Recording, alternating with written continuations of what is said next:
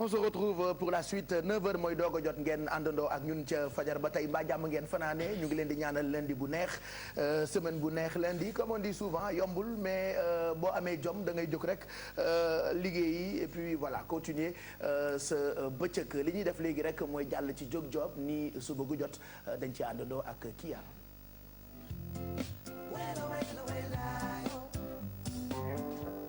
dañu leen ko diggoon y a pas longtemps ni dinañu wër xool agence yi nga xamante ni teg nañu ko pour ñu jàppale ndaw ñi surtout ci wàllu liggéey muy emploi tey nag dinañu dem seeti ñoo xamee ni ñu ngi ci agence boo xamee ni mu ngi fi boobu ba tey am na ñu muy jàppale mais am na sax ñu xamuloon ni par exemple ni ANPEJ mu ngi fi. exactement Pape Cheikh donc je pense que ñëwoon naa ci ANPEJ il y a quelque temps pour wax ci lan mooy seen mission mais xam nga agence bu bëri service la boo xamante ne dañu dissoudre agence yu bëri yu fi nekkoon dajale ko def ko mu nekk benn agence léegi donc muy ñu am pôle yu bëri man bi ma ci intéressé ma indi ko tey muy pôle bi nga xamante ne mooy toppatoo formation ak insertion mais ma tànn ci insertion principalement parce que renforcement de capacité la ñuy wax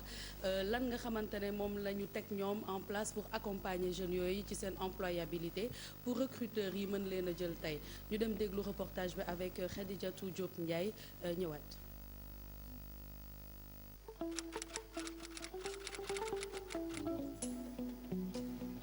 L'Agence nationale pour la promotion de l'emploi des jeunes, ANPEJ, à travers sa mission de renforcement de l'employabilité des jeunes, a mis en place un dispositif de renforcement de capacité de ces derniers à travers des stages pratiques en entreprise.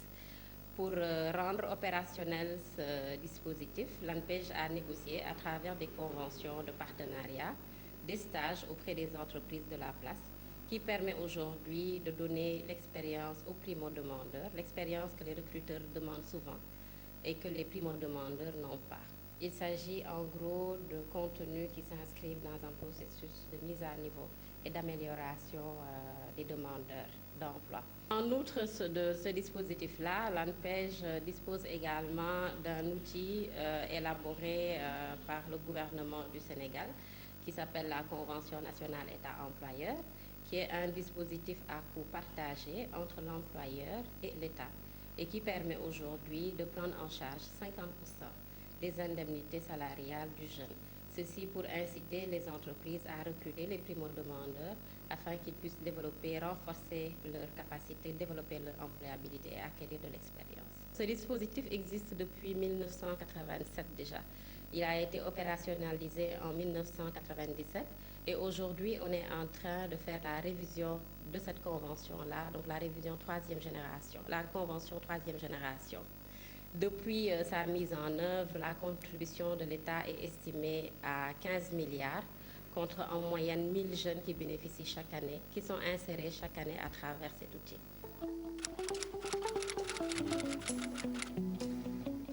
Pour bénéficier de ces stages, donc, il faut être inscrit sur la base de données de l'ANPEJ. Aujourd'hui, nous avons déployé des conseillers en emploi un peu partout,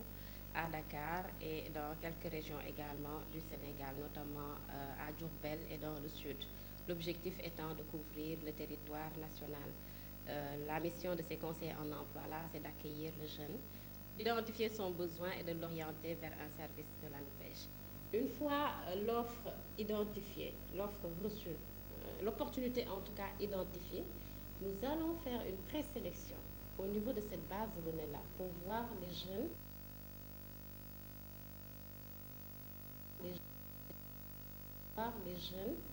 à qui ce stage-là, ce renforcement de capacité-là pourrait apporter quelque chose dans leur processus d'insertion. Et c'est comme ça qu'ils sont mis en relation avec l'entreprise. Ça, c'est pour les stages de renforcement de capacité. Mais en parallèle, il y a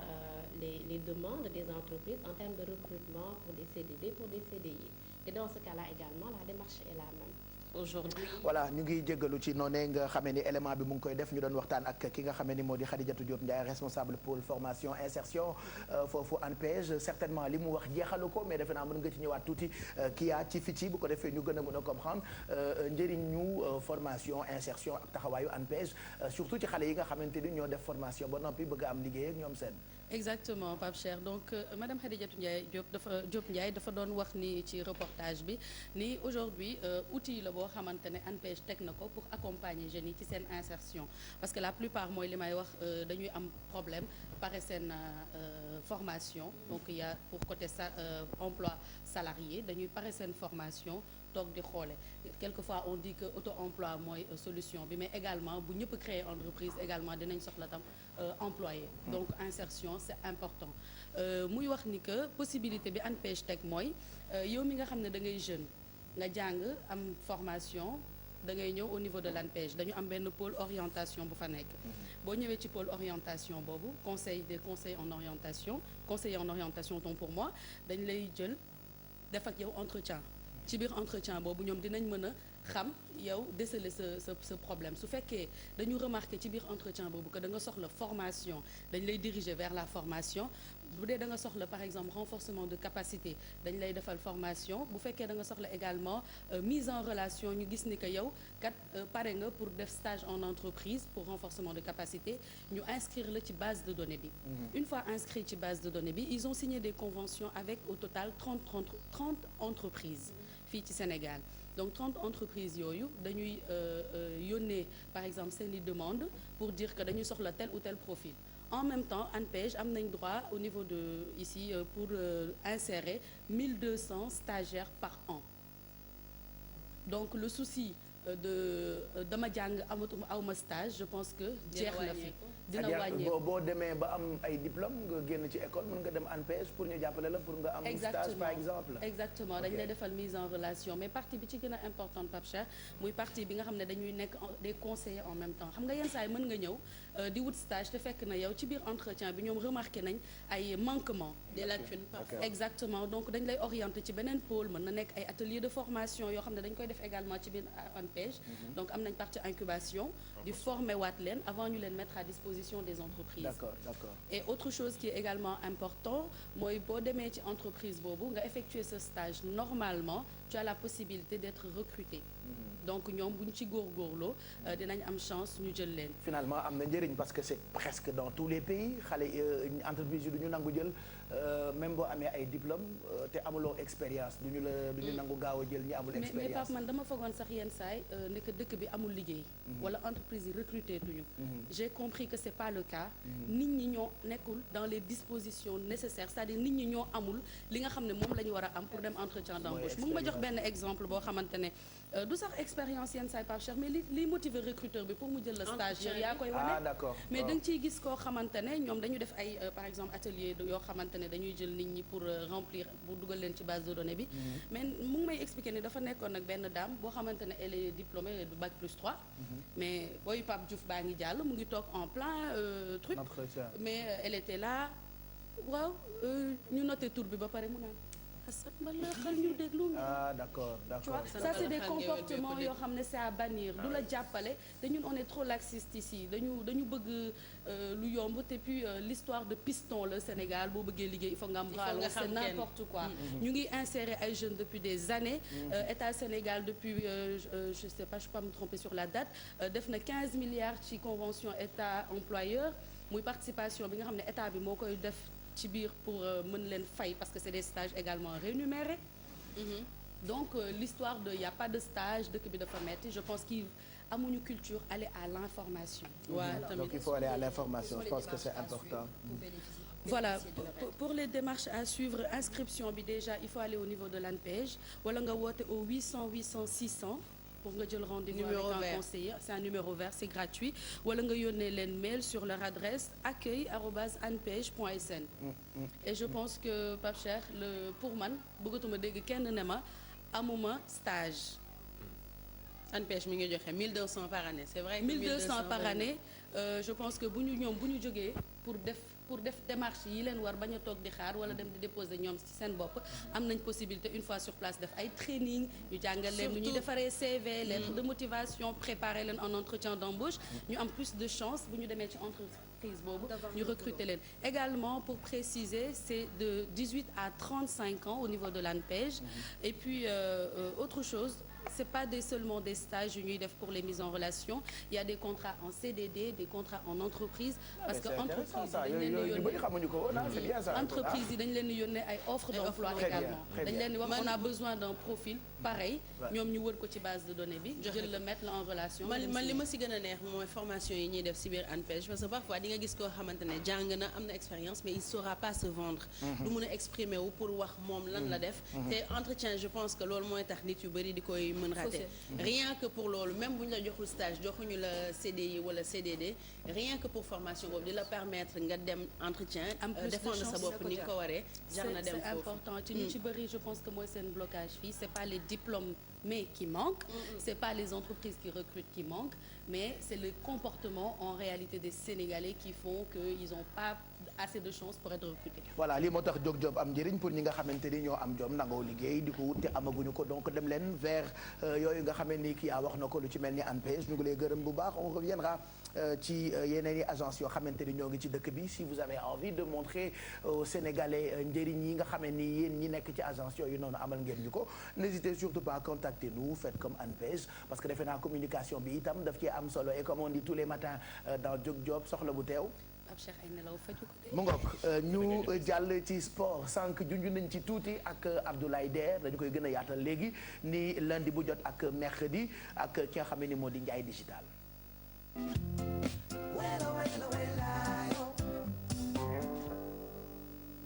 Ndiaye.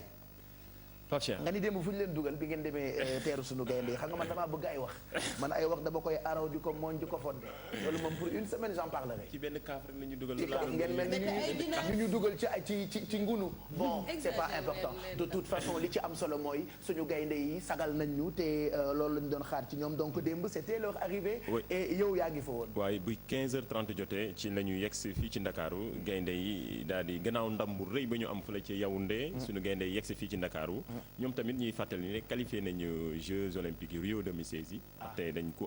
jëloon coupe trophée bi mooy qualifié directement. deuxième bi day dem éliminatoire Sénégal profité na ci jël coupe d'Afrique qualifié. bi ñu yegg seen ci Ndakaaru nag topp nañ leen teeru bi gannaaw ba ñu dugalee ci kii boobu ba pare. trouvé nañu def nañ suñuy pexe. ba am ay images yoo xam ne nañu ñëw présenté ko téléspectateur dugal nañu ñu bëgg ay wax ci ay ngunu. léegi bi ñu demee topp nañ leen ñu wër jógee aéroport jaar Almadies jóge fi jaar Corniche bi dem ba Ndakaaru Ndiaye.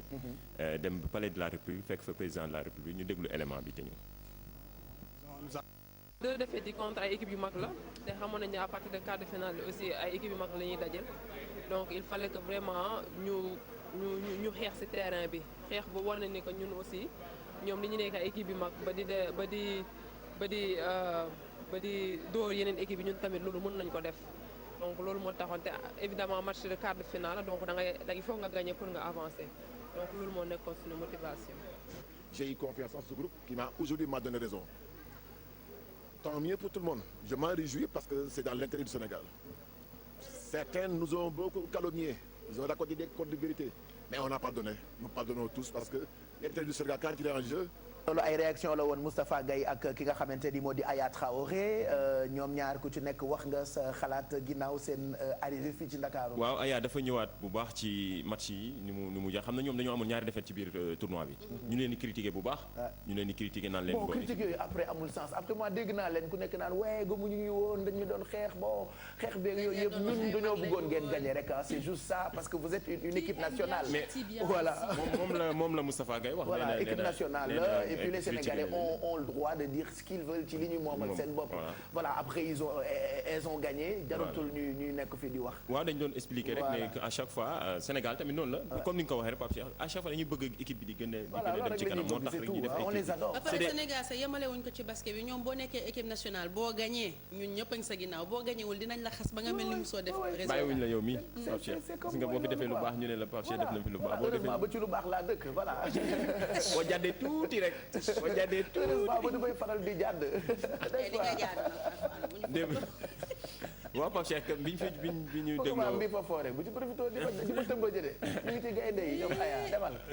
bi ñu jógee ci Aya ak Moustapha Gaye Pape Cheikh xam na Moustapha Gueye def ci biir compétition bi amoon na incident bu ndaw bu amoon mook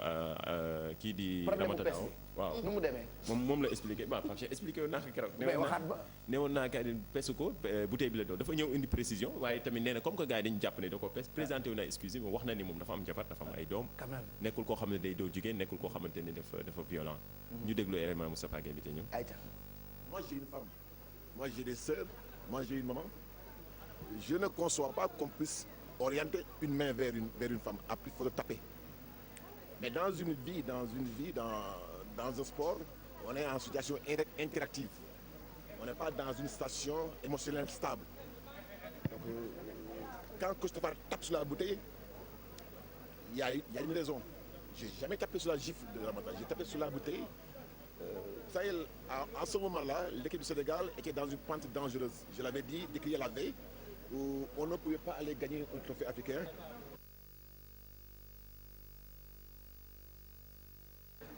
En jouant de cette manière, il fallait que les filles se révoltent. Il était de mon devoir de trouver les voies et moyens de secouer mon équipe pour qu'on puisse espérer avoir un résultat. C'est tombé sur Ramata, mais c'est une joueuse que j'apprécie, que je respecte, pour oser lever une main là-dessus. Mais en tout cas, s'il y a des gens qui ont été choqués par ce geste, je m'en excuse sincèrement. Parce que moi, jamais j'ai l'intention de vexer, de frapper ou d'humilier une femme. Jamais. tu es pardonné et tu n'oses pas hein ñooñu duñu say doom loolu laa waxoon man parce que j'étais un peu énervé mais ça va on est content et puis il est très chanceux moom nit ku baax la selon li nga xamante ni wax nañu ko ci moom ci ay nit yu ko jege moom coach bi waaw coach bi koo xamante ni kenn mënu ko présenté def na jaloor yu rëy ci équipe nationale bu basket bi fii ci Sénégal yàgg ku bëgg li muy def à chaque fois dafay bëgg envie gagner moom la expliqué wu à chaque fois tamit mu ko mën a ménager la ah moom tamit mu mën a ménager xam nga yoroon bi gérer ay jigéen yombul moom à chaque fois day gérer jigéen ñi bu baax ci genre compétition yu mel nii loolu la wax nee na moment bi muy def bu incident bi di am Sénégal dafa nekkoon ci ascendant boo xam ne bu baaxul il fallait que mu redresser waat tuuti te juste geste bi la d'accord xam naa ne bii du d'accord ci man moom d'accord ma parce que je me dis que peut-être yaramam tàngoon na actuellement il se disait que foog ma réagir sinon dinañ perdre mais moom mooy coach bi am na benn moment boo xam ne yow yaay gën a am contrôle mun nga secouer équipe bi mais jarul ngay pes bouteille bu kenn doon naan mënoon na ko gaañ ci jigéen ñu ci bëri dañ ko jugé ne kii dóorkatu jigéen la c'est vrai que justifié na ko nee na du dóor jigéen du def dara metti woon na tàngoon na réagir na mais je pense à éviter ndax jigéen moom neexal lañ ci xam jigéen ñaa ngi nii de Pape Cheikh waaye di benn xam nga déjà benn gérer ko dafa metti mais même bu méttee man acte boobu je suis pas d'accord mais félicitations quand même déjà maa ngi ci juróom yoo xamante ni c'est des drôles de dames tous les matins vous m'énervez franchement ñii di ciipatu ñii di ciipatu ñii di xeelu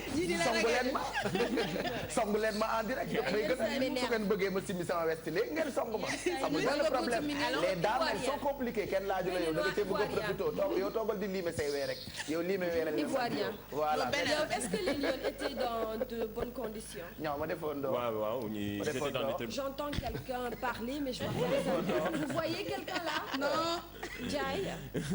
oui ils étaient dans des très bonnes conditions ñoom ñu ngi woon ci conditions yu baax ministre bi ministre bi non bokku ñoo ñu góor ñi tane bii xaw na tane tuuti xam naa kaas yi ñu kaasoon kon xaalis yi ñu yóbbaale woon doy problème prime bi c'est réglé depuis li ci des réglé nañ ko avant ñoom ñuy dem avant ñëw naa ci semaine dernière waxoon naa ci problème prime bi léegi li ci des xam naa nañ ko yeggale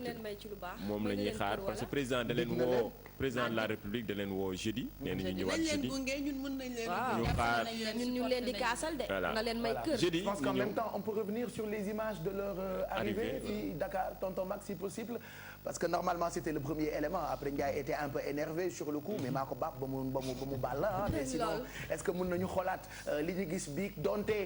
presse bi amuñu woon possibilité dugg ci avion bi tarmac bi comme on dit avec la RTS mais bon heureusement ba bi xale yi génnee quand même suñu équipe yi jot nañu filmer mën naa ko tuddee parcours bu suñu Lions yi xool fii jaaree tout ça et on est tous contents nous sommes tous fiers li ñu bëgg rek mooy yeneen équipe yi ci yeneen discipline yi ñuy def noonu di ñu indil ay coupe parce que tamit victoire comme disait ñoom Père Lay Diaw même bu fekkee tension am na ci yeneen domaine bu équipe nationale yi di gagner dafay tax yenn yi di apaiser parce que gis nga bu baax temps yi yëpp Sénégal dafa nekk ci deuil ak li am fële Mina boo gisee lii dafay comparé wuñu leen Voilà. mais day def Voilà. comme ni ko président wax na ko démb na nee na mbégte la ak tiis bu ñu boole loo xamante ni ku nekk da koy dina xaw a kontaan loo tuuti waa dëkk bi kontaan loo tuuti sénégalais yi surtout Sénégal dafa soxla woon ndam tamit Pape Cheikh te di wax tamit sport bi nag moom fi mu ne nii macha allah xam nga Jeux africains yi dem nañu am médaille d'or ci football petite catégorie mooy U23 yi ak basket bi ñu ngi ñaan yàlla nag vraiment mu continuer ba mu yegg ci équipe nationale A bi Sénégal am Coupe d'Afrique enfin on a besoin de ça. on a besoin de ça de toute façon on a seen ay besoin de ça. menaces a ngi Voilà. internet bi nee nañ nañ leen bett yàlla baax na et puis prochain rendez-vous ak sport tey ci guddi la ci sport à la une il y aura beaucoup d'infos concernant sunu Lions yi. surtout ça ak sunu envoyé spéciaux yi Mame Fatou Ndoye ak Massaer Ndiaye gis ñi naa nekk ko muy fële fecc ak ñoom ca Cameroun. moo ngoo xam nga ne loolu buzz la Nogoré. Mame Fatou mi fi Nogoré Elle était contente aussi. waaw surtout xam naa dinañ jéem a am kenn ci Lions yi sûrement capitaine bi nañ ko jéem a am ngoon pour mu ñëw sport à la une ñu gën a développé bu baax tey afro basket bi voilà ñu mu ngo kon tey ci guddi bu leen raté sport à la une ce sera en première partie de soirée après journal bi ngeen mën a am ay détails yu am solo jëm ci suñu gaynde yi nañu nekkee woon ca Cameroun ak nit ñi ñibbisee parce que ci biir tanière bi Mame Fatou Ndoye moo fa nekkoon ak ñoom merci beaucoup Ndiaye Digital 9h21 mooy doog a jot avant ñuy ànd ak Alfie fàttaliwaat leen ni professeur Songué mu ngi waaj a yegg si ci plateau bi on parlera dans quelques minutes de li nga xamee ni moo jëm ci bis bi tey tombé ak jàngalekat yi di ibbi seen école tey tamit di 5 octobre journée mondiale des enseignants alors rentrée des classes tey lundi yan perspective la am ci njàng meeg njàngale mi fii ci Sénégal est-ce que jëmuñu ci beneen année scolaire bu nar a bëri ay grève pourquoi le mal perdure ba tey ñuy wax ni grève yi dañu fay am dafay bëri te at mu jot du ñu ci am saafara bu ci war lan mooy solution yi ak professeur Songué daañ ci waxtaan bu ca kanamee laata boobu dañuy dem directement ak Fama moom la ñuy àndal ci dëkkuwaay ni ñu koy defee lundi bu jot.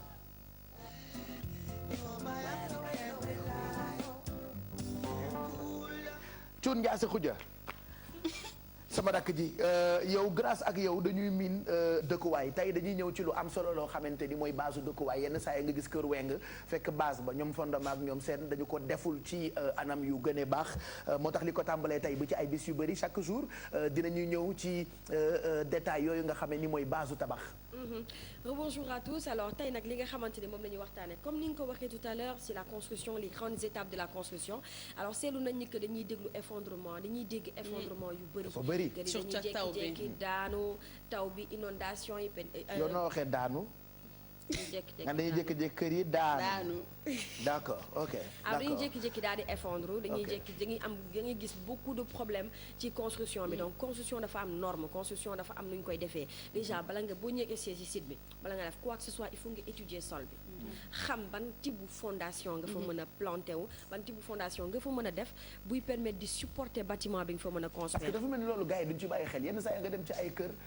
ñu ne la fii yoonu ndox la woon wala ñu ne la fii ni ñu ko tabaxee dafay gaaw a daanu fekk li nga wax léegi nii gars yi dañu koy war di def def ay études yu am solo ci suuf bi ngay tabax. dafa am des sociétés yoo xamante ni ñoom ñooy def études yooyu des ingénieurs ak ay architectes yoo xamante ni ñoom loolu mooy seen liggéey waaye boo melee ni sam papa da ngay xool kër gi xam ni fenêtre bi fii nga ko sentiré douche bi fii nga ko sentiré yow yaay nekk sa propre ingénieur nekk sa propre architecte bopp nekk sa propre ingénieur bopp donc il faut que ñu bàyyi ñi nga xamante ni ñoom ñoo ko jàng def ci ay études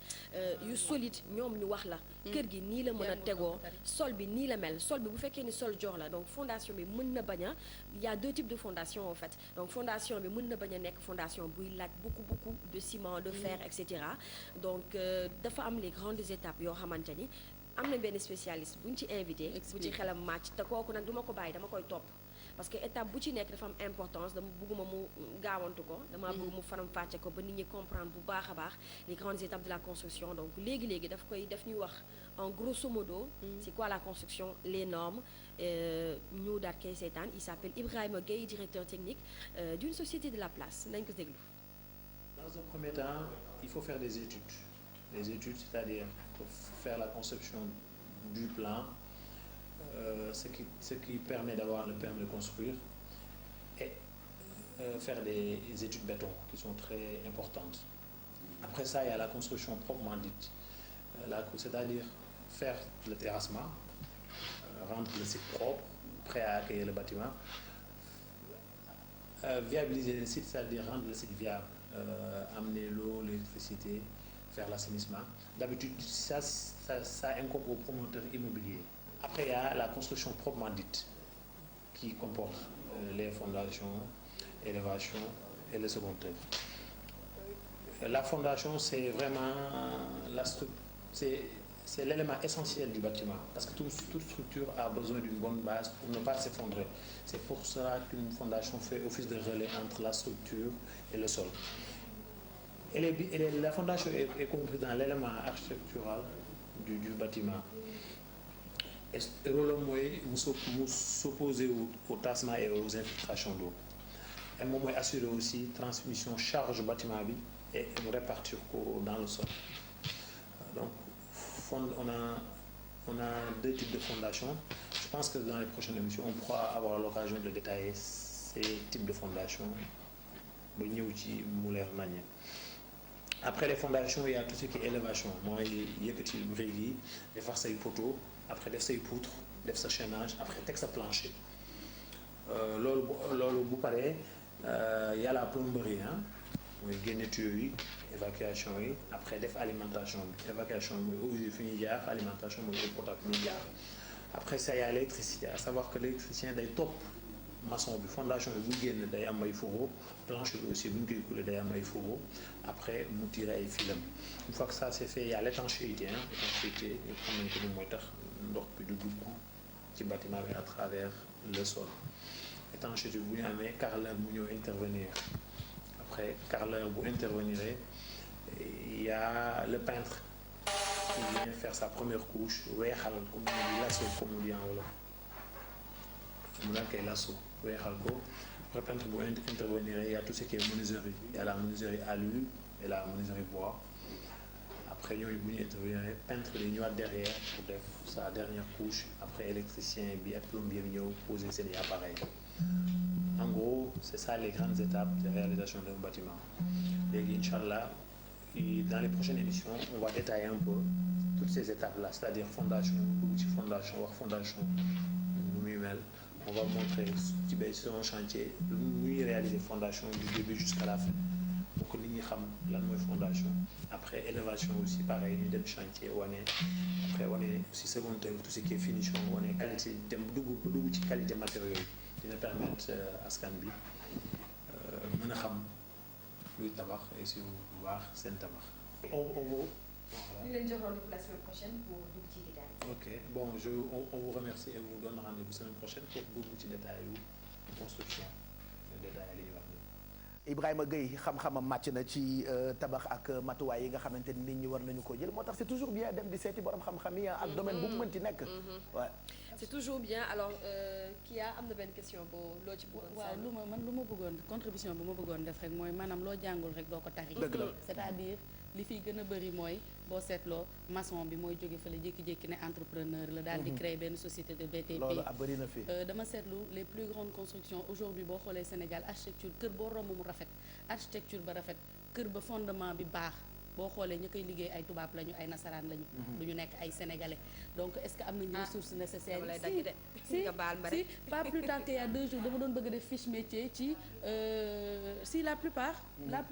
man laaj ko ma ne ko mais lan moo tax mënu leen yéen ñi nga xamante ne yéen a ngi ciy liggéey depuis longtemps ngeen former ay jeunes fii Sénégal ñu toog liggéey ko mi ne ma même bu ñu ko defee expertise bi ñu bëgg mënuñu ko amee fii donc ça c'est un souci. il faut nga dem jàngee ko mais am na école d'architecture fii non. bon bu ñu nee architecture mais dañuy wax plutôt bâtiment travaux publics parce que mooy li nga wax noonu le fait que lu nit jàngul mën na ci nekk professionnel fii Sénégal on est professionnel en tout donte am na ay architectes yoo xamante ni qualifiés yu nekk fii Sénégal et tout ça mais architecture bi sax Pape Cheikh deuxième position lay ñëw parce que ci architecture bi mooy boo xoolee ci taaru kër gi ci design bi mais bu ñuy wax tabax bâtiment li ñuy wax travaux publics ñi nga xamante ne ñooy xool sol bi comme ni nga ko waxee ingénieurs yi def étudier yooyu loolu tey Pape Cheikh da nga koy jàng. doo ko tâtonner. déedéet mooy indi erreur yu bëri yi kër di daanu. ba pare des fois nga gis yenn construction yoo xamante ni du kër gi du am aération dafay méttee nekk invivable lay mujjee nekk. parce que maçon bi mooy bëgg a jël poste yëpp douche yi ni ñu koy tabaxee. mais parfois du maçon yi de ku ci mel ni sam papa moom kër gi lépp mooy wax. fu ñu koy def moom laa lay expliquer mooy sam papa man genre. donc il faut écouter les professionnels. il faut tout le temps ngeen di dem ci professionnels yi. boo leen di bañee effondrement boo leen di bañee kër goo xamante ni dafa invivable. Alfi yow xam naa naa ni sam xel màcc na trop ci domaine bi. wàllu tabax. waaw dafay cher. mais bu fekkee da ngay consulter architecte bi am na ay base yu bëri yoo xam ne. ci oui après li ko jar ko jar booy tabax la ko jaral aussi. il faut aller voir ces gens là mais mën nga ko jël comme ku lay consulter. wax la sa grammage ak sa ni ngay compter pour def sa fondation. c'est important bu la neexee nga fay ko pour mu defaral la say plan. bu la neexee nga fay ko pour mu defaral la sa suivi. maanaam mën nga ko fay pour bañ a fay pour mu defaral la yépp su fekkee amoo moyen mais au moins nga laaj ko fondation yi calcul yi ak poids béton bi ñu war a utiliser. pour kër gi mën a mucc. voilà nga xamante ne Alphie mu ngi tabax château léegi këram bi pare pour grammage beeg yooyu. c'est ça les grandes étapes de la construction c'est terrassement bi la viabilisation bi ba ci finition bi donc bu ci nekk étape la bu am importance ci construction bi nga xamante ni moo koy téye comme ku ci mel ni plombier bi daf ci am importance ku ci mel ni électricité bi. parce que électricien bi dafay topp bâtiment bi ba ni muy ni ñu koy tabaxee ba ni muy jeexee. donc léegi étape yooyu tamit loolu daf ci am importance. fii ku ci nekk période bi mu ngi dugg parce que sama kër day senn.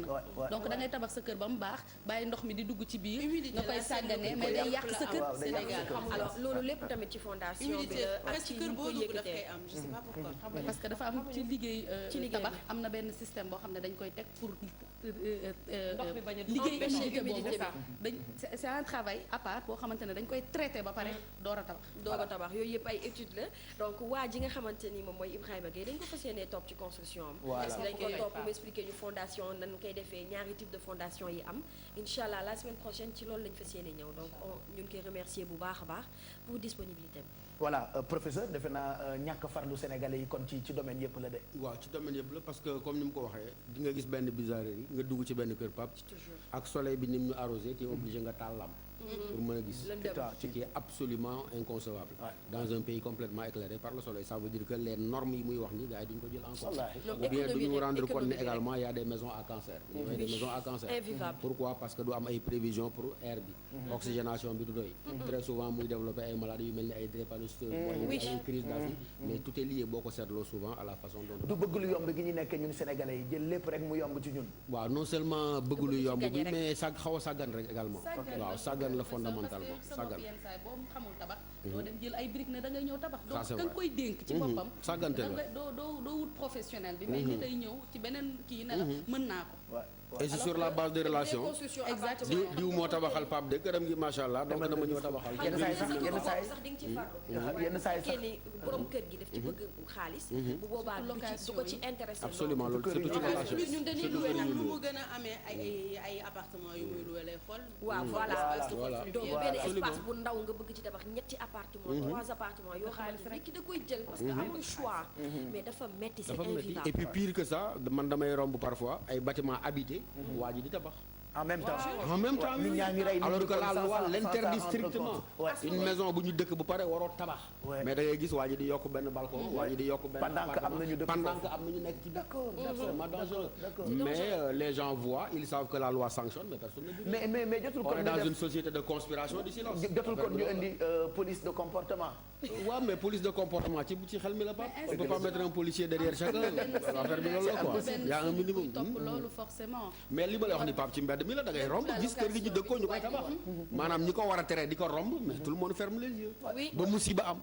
ñu soog a fàttali ay textes ay dangam ne pourtant et c'est dommage heureusement bokk ba dinañ ko suivre ak borom xam-xam yi ci dëkkuwaay ak Fama Thioune ñu ngi lay gërëm bu baax professeur Songué moo ñu rejoindre comme lundi bu jot moo ñuy jàppale di ñu gindi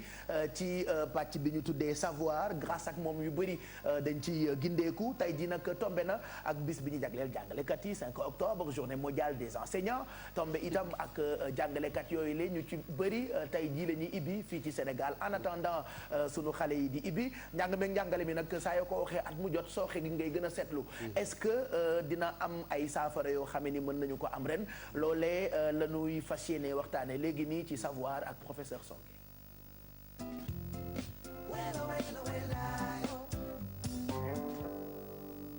Professeur ñu ngi lay nuyu d'abord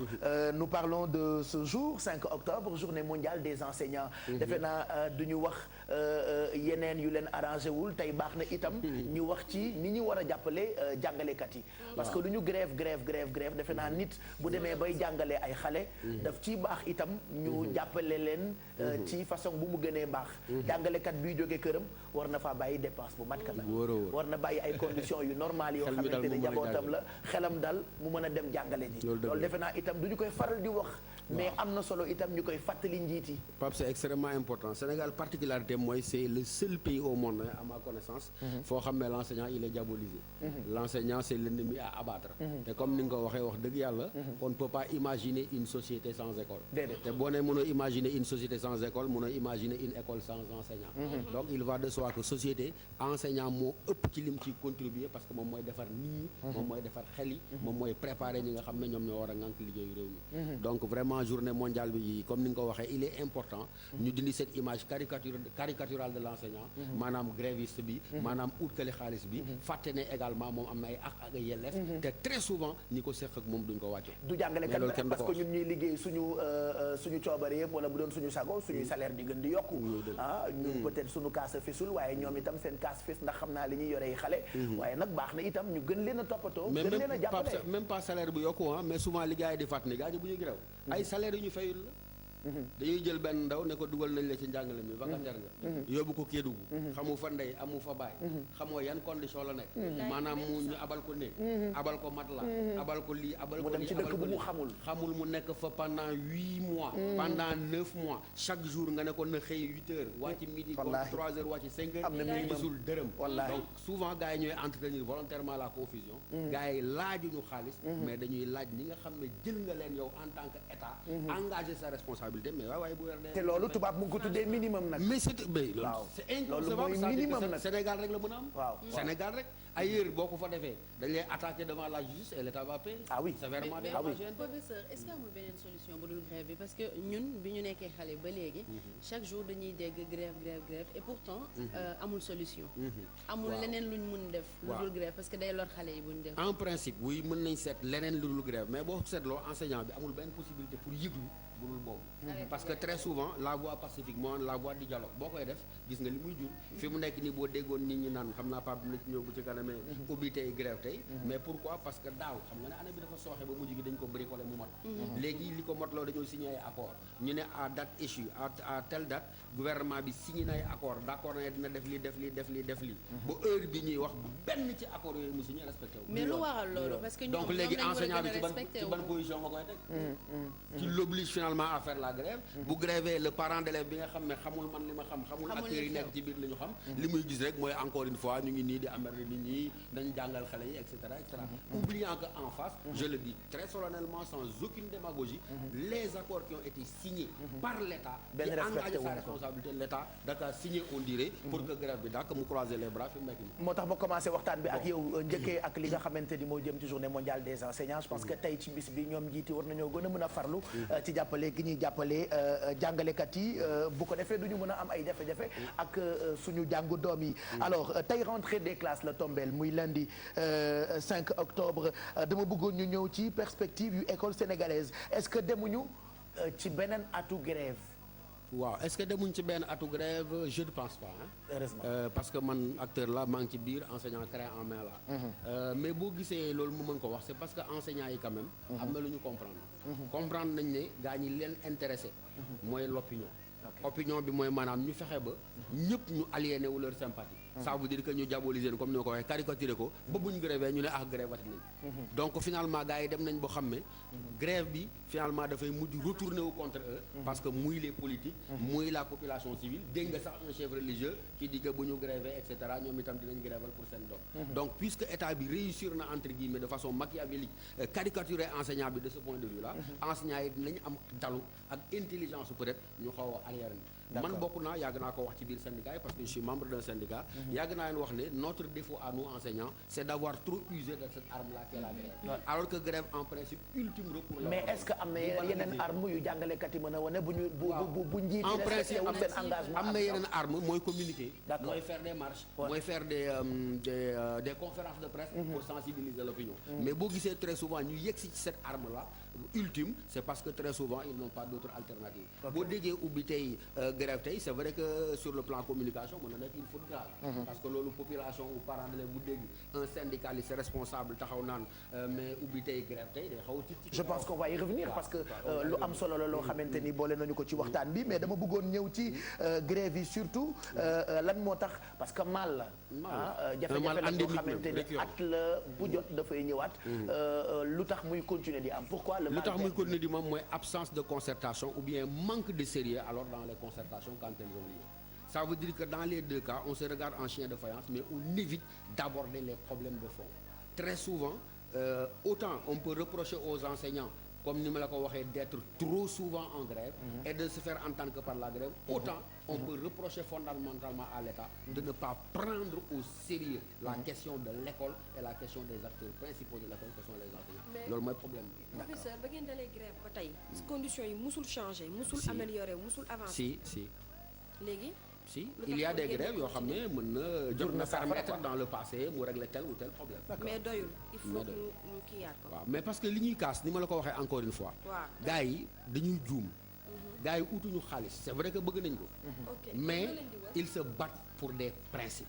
exactement muy base. xam nga luy battre pour des principes par exemple. waaw la fi amoon ca gouvernement ba lay passé nguur ga lay passé. li ci am nga ñëw ma kenn. enseignants yi grève pendant 6 mois kenn faalewu leen. ndeysaan ci biir 6 mois yooyu xam nga li ñu doon grève mooy comme ni ma la ko wax vacataires yi ngir yàlla buñ toogati ba le 8 wala le 10 buñ leen fay seen xaalis loolu kat nag ñu ne xam mooy ne yoon war nañ mën a avancer nañ leen dox seen xaalisu avancement Ñu parce fay que avant booy le liggéey 5. da ngay avancer di am ay grade di am ay échelon dafa war a am revalorisation salariale c'est la loi qui le prévoit. loolu mooy yoon Billaay am naa ci loolu mooy yoon. pendant ce temps là le chef de l'État recevoir ay magistrats ne leen jox naa leen 900 000 d'accord Tamit. xel du ko xalaat. qu'est-ce qu'il a le magistrat il a une maîtrise en droit j'ai une maîtrise en philosophie billaay nga yëkkati jox ko yaa 900 000 formé francs magistrat boobu ça veut sax. dire 2 fois plus que ce qu'il demandait parce qu'à l'époque il demandait 400 000 nga jox leen 900 000 l'enseignant bi nga xam ne nane vacataires yi ngay jël ndaw yi leen sànni ci àll bi na nga leen former 2 na nga leen fay à date échue nga black out leen donc kooku buy kaas Naa ci ay mag boo ci amul perception bu leer da nga naan xaalis moo ko tax a jóg dëgg la. alors qu'il se bat pour des principes d'équité Dëgg la. et de justice Dëgg la. beneen point fondamental bi enseignants yi dañ ne indemnité de logement muy man le professeur d'enseignement secondaire muy le professeur d'université muy l'instituteur est-ce que xam ngeen ne ils ont pas exactement la même indemnité de logement ah bon. kii am BFEM waaw kii am bac kii am licence kii am master kii nekk TSA kii nekk professeur d'université ils ont tous la même indemnité de logement jàng lu muy jëriñ dëgg la dëgg la. à quoi me sert-il de me battre d'avoir xam ni bokkul yoon dëgg la. bu ma mënee yem même indemnité de logement ak l'instituteur qui vient de sortir le gosse qui vient d'avoir son BFEM xel nangu. Mais Donc, loolu, c'est des professeur, questions de parents d'élèves principe. yi leen di ŋaañ, yëguñu lii non parents d'élèves yi responsables et sérieux nekk ci ay structures organisées di collaborer ñoom xam nañ loolu mais le plus souvent fa baatu état mën a yegg ñoom yéen mënoo leen mënuñ fa yegg te également ne la très souvent on est maladroit nous autres enseignants dans notre façon de faire la grève et dans notre façon de Bah, d'où communiquer l'intérêt. et que nous autres parents d'élèves li ñuy intéressé rek mooy suñu jàng. Jeex na tàkk. donc jéemuñu Et xool c'est yenn yi. légitime. Vas-y, Alfie, C'est waaw, aha. non man li may jaaxal mooy on a 3 mois de vacances doo dégg grève ñoom pendant vacance bi lu Mais ñuy wax ils sont en parce que vacances. grève non bu ñu commencé jàng rek di dégg grève Non, bu non, non. école tëjee dootul dégg dara Ils sont en vacances. non loolu y a problème Alfie c'est-à-dire waaw. loolu li ma la wax la mooy erreur bi pendant les vacances ils étaient censés les syndicats d'enseignants rencontrer l'État Ouais. pour matérialiser accord yi ñu amoon ci yoon. mais kenn du leen woo mais yéen bu ñu ci lëmbee ci rajo vacances bi ñoom wax ne ñu- état bi dafa waroon 15 septembre war nañoo dajeeg moom convoqué wu ñu nangam kenn du leen fa mais woo leen même nag presse bi pendant les vacances ñu dégg ay soulèvement ay mouvement nii professeur yee ngi wax mais tout le temps ñoom bu ñu waree wax rek mooy bu école ubbee li waaw mais parce que bu école ubbee lañ leen di ubbil ay nopp déglu leen bàyyi leen xel dëgg la dëgg mais la. pendant que ñu ngi woote pendant que même l'observateur semaine yële passé jox na parole bi à des syndicats ñu ne ba léegi de ñu ngi xaar état bi ne woon nañu à la date du 15 septembre au plus tard dinañ daje matérialiser accord yi kenn gisul dara dëgg la dëgg donc la. li ñuy mën mooy xaar ba école ubbi buñ banquee seen loxo boobaa ñëpp dinañ ci wax mais encore une fois nee naa jàgg naa ko wax enseignants yi grève bi dañ ko banaliser finalement te effet bi mu waroon a am dootu ko changer am leen méthode donc léegi on est obligé d'ailleurs de changer de méthode mais il faut que ñu reconnaître que très souvent en face c'est de la mauvaise foi ça veut dire quoi coow li bari na nañ mel ni comme xale bu ñuy saxal tàngal eh bien nañ signer accords yi l'essentiel qu'on sauve l'année bon balaa école di ubbi on va voir tant qu'on est dans cette logique là malheureusement du ça mën ne va Après, ça ne man, risque pas lu de et changer. leçon de patriotisme yi jox enseignants yi c'est infondé hein? Moi je dis que c'est pas parce que je suis enseignant mais l'enseignant c'est peut-être le premier patriote c'est celui qui travaille le plus pourquoi je le dis parce que X nekk dans telle société bu ñëwul on peut ne pas s'en rendre compte di nga ñëw dans telle place d'administration il attend 11 heures au midi il se pavane mais man bu ma tardé 10 minutes 15 minutes c'est 60 70 parfois 100 élèves qui font tellement de bruit waa kii kan moo leen yor Songe de moo leen yor ana Songe dëgg la ñëwul dëgg la donc je suis obligé d'être là je suis obligé mais malheureusement comme il l'a dit quand l'heure vient de tresser des lauriers la ñuy gis rek mooy gréewkat yi utkatu xaalis yi et cetera parce que alors que malheureusement très souvent gars yi ay principe voilà moi je pense que tey jii ak 5 octobre bi bis bi ñu jagleel jàngalekat yi occasion la pour autorités yi surtout ñu toog gën a saytuwaat waxtaan pour jéem a saafara jafe-jafe yooyu nga xam ne ni jàngalekat yi ñoo ngi koy dund est-ce que mën nañu am ay solution quand même waaw mën nañu am ay solution parce que les enseignants encore une fois man maa ngi seen biir nekk naa ci ay syndicats nekk naa ci responsable mais ils sont disposés quand même à sauver l'année bien à travailler correctement parce qu'ils savent que arrangé wu leen ñu leen di tam dem tout le temps arrangé wu leen tout le temps ñu naan leen ay wutkati xaalis nga la extra neexul kenn ci xol mais comme ils savent que en face très souvent la réponse n'est pas celle que devrait être bon gars ils sont dans de bonnes dispositions pour travailler mais encore une fois Pape il faut simplement qu'on apprenne à les respecter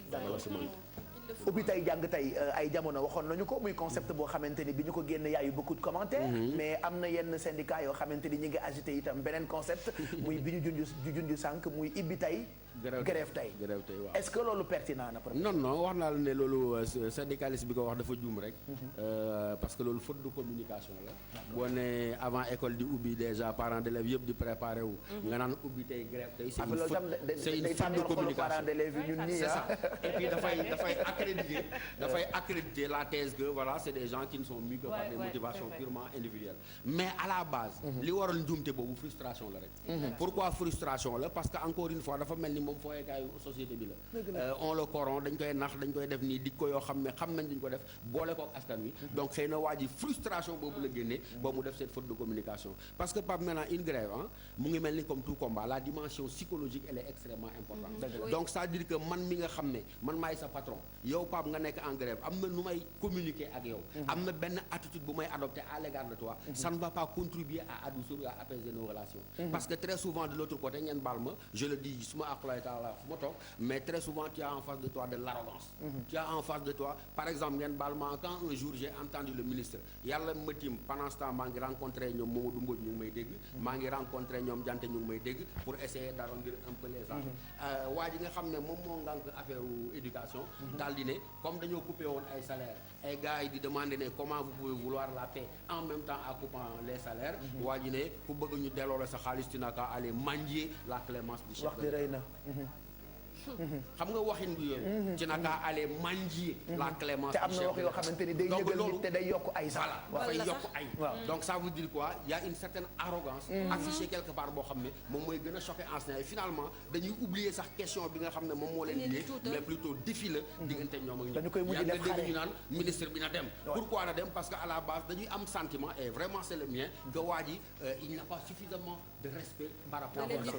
parce que ñu dagg sa salaire alors que le droit de grève est reconnu pourquoi ñu dagg sa salaire dañ ko def de manière abusive yow ngay demander vraiment ñu rétablir la dans tes droits nga ne vraiment loolu du sumay prérogative ku bëgg na dem saraxu ji le chef de l'État xam nga koo xam ne dafa jàng ba ne ar jàngal na saw ñoo xam ne ñoom ñoo la gën a mën a jàng nga war ko jox cër amoo dara looy wax ak moom dul demal yelwaan la clémence du chef d'État bokk na yoo xam ne waaw demal yelwaan sa salaire demal yelwaan sa droit donc loolu yëpp day jox ay frustration donc yàgg naa ko wax et je l'ai dit à quelqu'un qui était à l'époque proche du chef de l'État ma ne ko boo demee da nga ko naan la wax ndawam lii na muy waxee xëy na même bu enseignant yi bu woon a bàyyi loolu daf leen di frustré daf leen di révolté parce que dañuy am sentiment que ay kaddu yu xambatal la kaddu yu xambatal et il faut vraiment que les rapports soient civilisés soient sains Pape man bu ma nekkee sa chef d'entreprise donte man maa lay fay mais dama la war a respecter ndax juróo ma jëndoo ma c'est important dama la war a respecter parce que yow yaa ma jël tu n'étais pas obligé de me prendre à partir du moment où yaa ma jël tu as des engagements tu as des charges tu as des contraintes bu fekkee dem nga ba nga ne jamono kat fi mu toll nii dañ nekk ci redressement dañ nekk ci ay période de kii économique métti na enseignants yi dimbal leen mais am nooy wax ak ñoom ay gor lañ fii lañ dëkk dañ lay comprendre mais bu fekkee da nga ñëw installer tout de suite bras de fer ne naa leen boole ak askan wi mais dañuy rasu et bu ñu radicaliser woo c'est tout le monde qui perd dans ah oui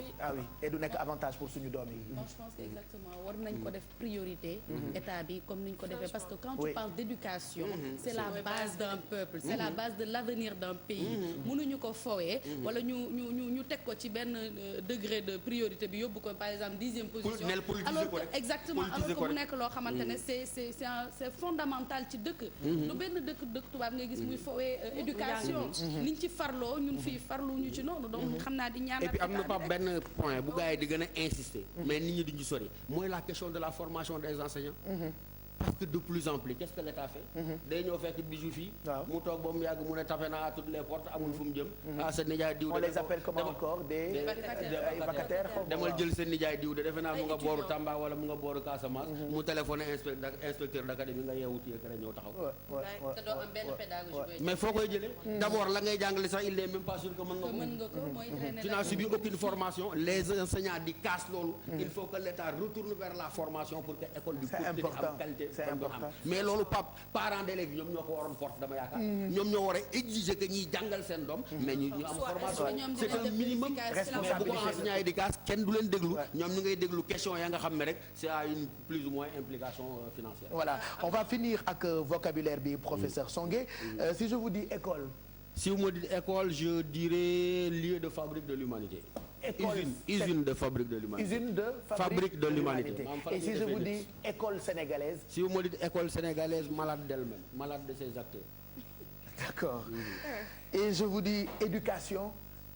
Éducation, je me souviendrai de ce que dit un philosophe allemand qui s'appelle Emmanuel Kant. Xam nga lu mu wax? Par l'éducation, on transforme l'animalité en humanité.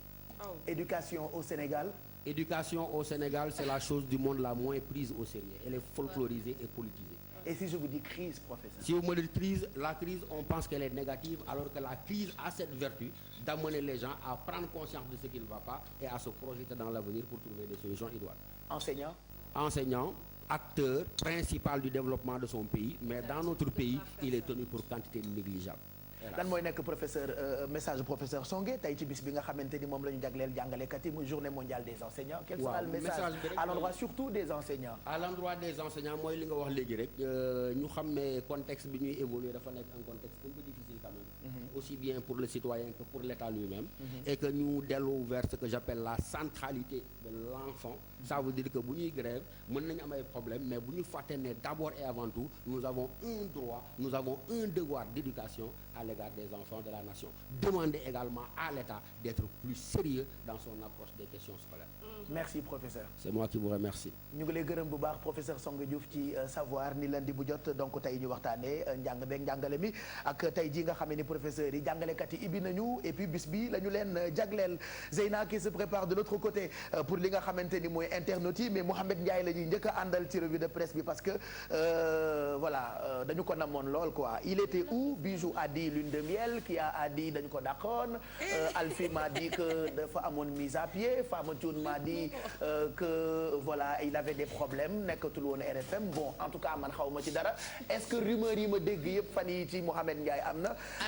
il répondra peut-être parce que la minam dégg naa ñu naan damb ko ci poste bi Bijou Ndiaye tam mu ngi préparé ak coup de cœur yi xam naa ci kanam lañ ci àndandoo ak yéen Alfie tamit li mu ñuy toggal ñu ngi koy xaar fileek yeewu leen plus bi mais laata boobu Mouhamed comme tungu ne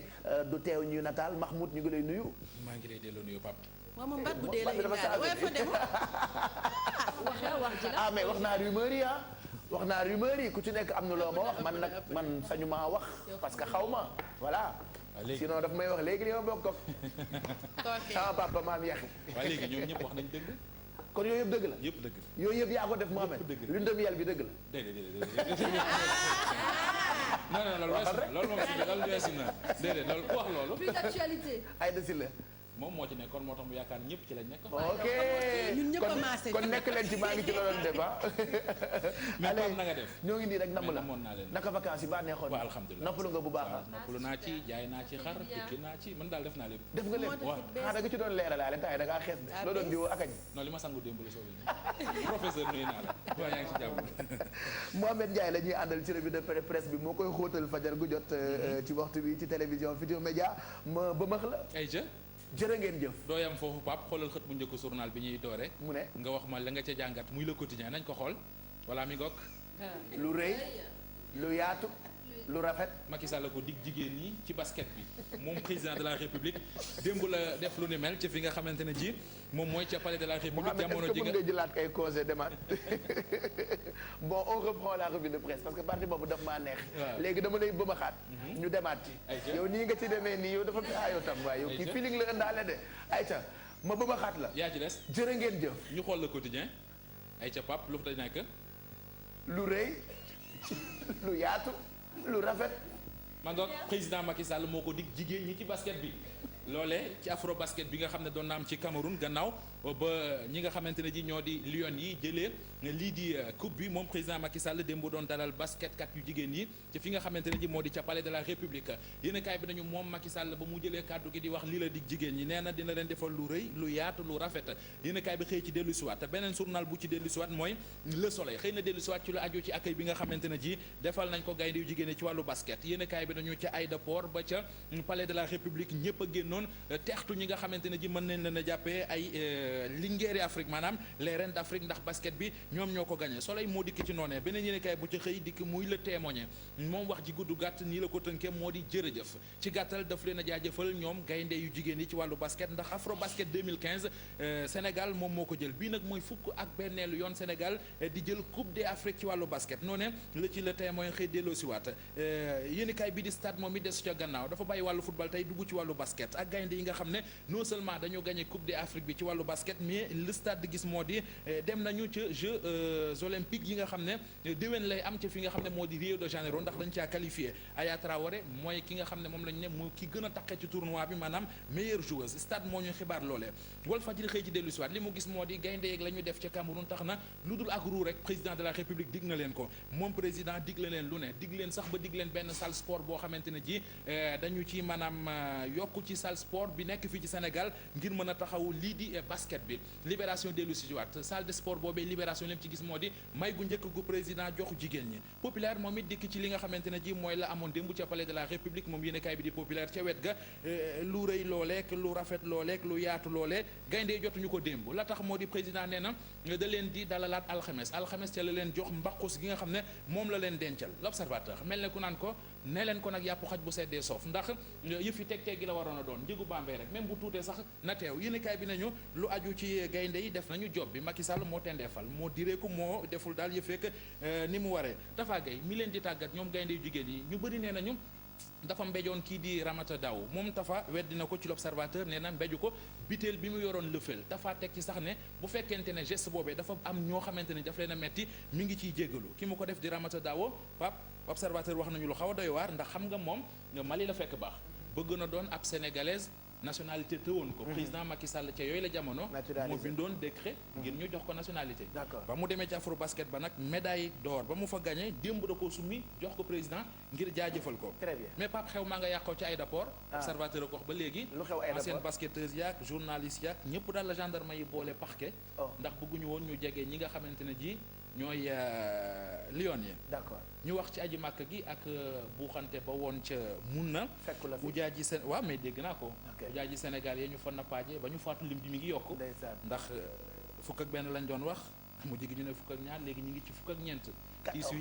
tiis yi gën di yokk mais ci xët mu njëkk populaire ñu xool ko ñu gis fa ki nga xamante ne ji moom moo di Boubacar Seye mooy njiital Horizon Sans Frontières nee na daal li mu gis ba gis ko mooy ñi ngi nëppal loo xam ne bu kalaatee dana mel ne bomb ci kilifay réew mi gars yi dañoo nekk ci tiis dañoo nekk ci mbetteel nañu leen wax li am Pape am na lu am démb ca fële nga xam ne moo di ca salle des banquets ca palais de la République populaire moo ci dellu siwaat ñu xool ko ma nga noona ci xët mu njëkk moo nekk na la ca wet ga ca kaw a kaw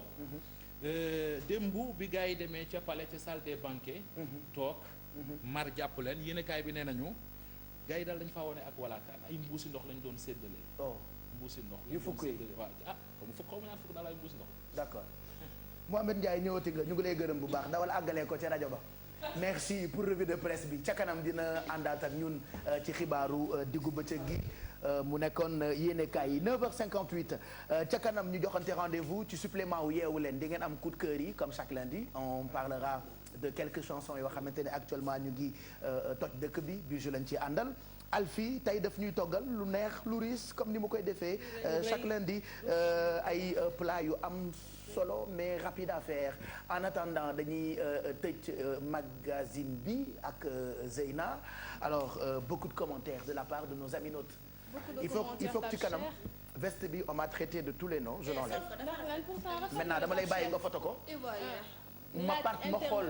ndax lii waa télévision Futurs Médias wax loolu la internet yi wax parce que ci subaak léegi dégg naa Paul dégg naa Claude am na sax ku ma sant le ndékki ñeene Badinka laa sant on m'a traité de Mankagne am na ci ku ma ni léegi béninois la on m'a traité de d'ivoirien je préfère être un ivoirien que d'être un sénégalais n'est-ce pas maintenant mes collègues sont en train de commenter sama veste bi léegi yéen laay bàyyi yéen internet yi ngeen commenté photo ma ko ñu dugg da nga koy sol ma photo la teg ko photo nii rek du am caaj et puis tàngaay bi ma doon bëgg a rey ndeysaan